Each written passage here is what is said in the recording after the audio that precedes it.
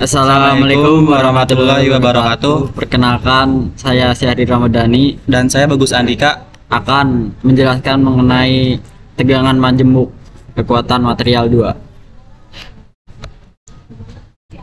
Introduction to tegangan majemuk. Tegangan yang terjadi secara bersamaan antara aksial, lentur, geser, dan puntir. Tegangan majemuk di sini merupakan kolaborasi antara tegangan normal dan tegangan lentur. Dalam suatu perencanaan diperlukan gaya dalam 1. Gaya normal, 2. Momen lentur, 3. Gaya geser, dan yang terakhir momen puntir. Balok yang menerima gaya normal dan momen lentur mengalami tegangan normal pada penampang secara simultan. Simultan di sini berarti bersamaan di waktu yang sama. Kombinasi tegangan normal dari gaya normal dan momen lentur. Balok yang menerima gaya geser dan momen puntir mengalami tegangan geser pada penampang secara simultan. Kombinasi tegangan geser dari gaya geser dan momen puntir. Kita akan review sekilas terkait tegangan normal. Lebih spesifiknya adalah tegangan normal sentris.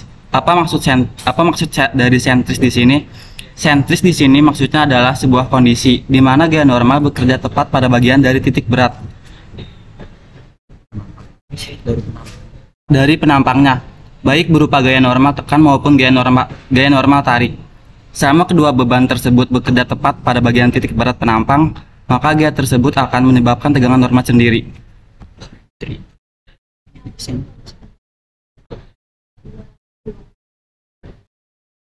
Contoh pada bagian sebelah kiri, kita memiliki sebuah penampang yang diberikan beban tekan di sini pada bagian titik penampangnya. Gaya tersebut akan menyebabkan penampang, atau lebih spesifiknya keseluruhan bagian dari penampang akan mengalami tegangan yang nilainya sigma sama dengan P per A, disertai dengan adanya pemendekan.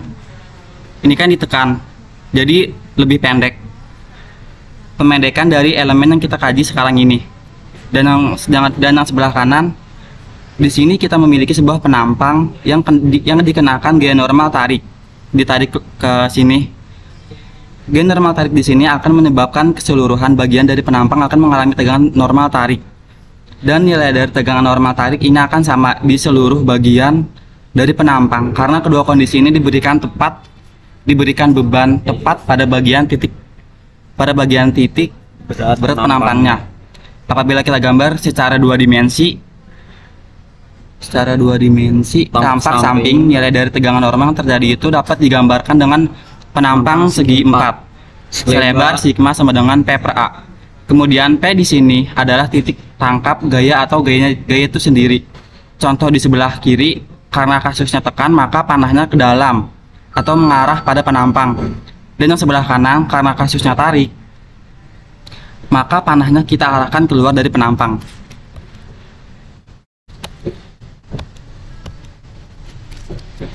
Untuk bahan-bahan yang kenyal linear, maka rumus-rumus ini dapat diringkaskan sebagai berikut. Tegangan normal A disebabkan oleh gaya aksial. Rumusnya sigma sama dengan P per A. B disebabkan oleh lenturan. Batang lurus, sigma sama dengan minus MY per I. Batang lengkung simetris, sigma sama dengan MY per AE kali R besar minus Y. Tegangan geser A disebabkan oleh puntiran poros melingkar. Tau sama dengan T per P TP per IP. Tau max poros siku 4, tau max sama dengan T per alpha BC kuadrat. Tabung dinding tipis tertutup, tau sama dengan T per AT. B disebabkan oleh gaya geser dalam balok, tau sama dengan V per Q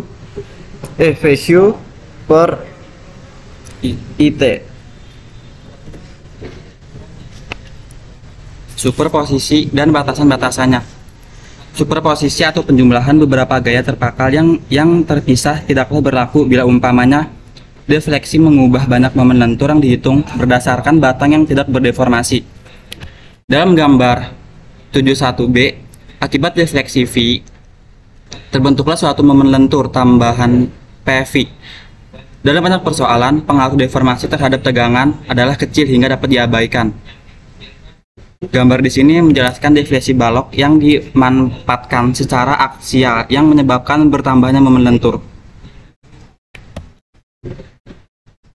Superposisi tegangan dan tegangan. Hukum Hooke, tegangan sebanding dengan tegangan. Superposisi tegangan, tegangan akibat gaya normal plus tegangan akibat momen lentur. Jadi sigma sama dengan N per A kurang lebih M kali Y per I.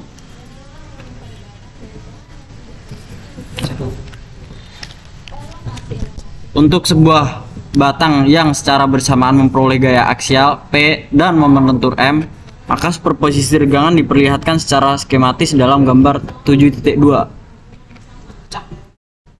Gambar A, tegangan aksial akibat P. Disebabkan oleh gaya aksial P, maka irisan bidang yang tegak lurus pada sumbu balok bergerak sepanjang balok dan sejajar dengan balok itu sendiri. Gambar B, tegangan lentur akibat M. Disebabkan oleh momen M yang bekerja terhadap salah satu sumbu utama, maka irisan bidang akan berputar. Gambar C, tegangan gabungan akibat P dan M.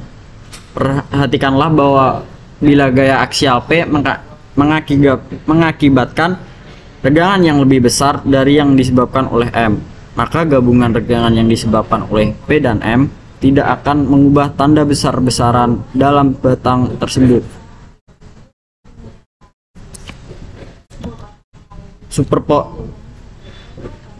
Contoh superposisi. Yang dimaksud superposisi tadi adalah fenomena di mana suatu partikel bisa berada dalam dua keadaan sekaligus. Skematis, yang dimaksud dengan skematis di sini adalah menurut Bagan. Nah, contoh soal pertama. Sebuah balok dengan ukuran penampang 100 mm dikali 200 mm terletak di atas perletakan sendi roll dengan bentang 3 meter seperti tergambar. Berat sendi balok diabaikan. Hitung dan gambarkan diagram tegangan maksimum pada penampang balok. Untuk penyelesaiannya dengan cara yang pertama, menghitung tegangan akibat gaya normal. Gaya normal yang bekerja sepanjang balok sebesar 40 kN. Tarik. Tegangan normal akibat gaya normal sigma sama dengan P per A 40 kali 10 kubik per 100 per 200. 10 ya sekali 10 kubik sini didapat dari konversi kilonewton menjadi newton. Hasilnya adalah 2 MPa atau 2 Newton per milimeter kuadrat. 2 M. Menghitung tegangan akibat momen lentur. Momen lentur maksimum Mx sama dengan 5 kali 1,25 kali 1,75 per 100 kali 203 sama dengan 3,6458 kN. Momen inersia 1x sama dengan 1/12 kali B kali H kubik sama dengan 1/12 kali 100 kali 200 pangkat 3 sama dengan 66,67 kali 10 pangkat 6 mm pangkat 4. Tegangan normal akibat momen lentur sigma A sama dengan M kali YA per IX sama dengan 3,6458 kali 10 pangkat 6 kali 100 per 66,67 kali 10 pangkat 6 sama dengan minus 5,46 megapascal. Dan untuk sigma B sama dengan M kali YB per IX sama dengan 3,6458 kali 10 pangkat 6 kali 100 per 66,67 kali 10 pangkat 6 sama dengan plus 5,46 megapascal. Kenapa di sini bisa minus dan di sini bisa plus? Karena untuk momen lenturan positif, tegangan normal pada sebuah irisan adalah positif atau tarik, sedangkan harga Y-nya adalah negatif. Dan sebaliknya, untuk momen lenturan negatif, tegangan normal pada sebuah irisan adalah negatif atau tekan, dan untuk harga Y-nya adalah positif. Menghitung superposisi tegangan. Tegangan normal gabungan sigma sama dengan N per A sama dengan kurang lebih M per Y per I, M kali Y per I. Sigma A sama dengan 2 minus 5,46 sama dengan minus 3,46 megapascal. Sigma B sama dengan 2 plus 5,46 sama dengan plus 7,46 megapascal.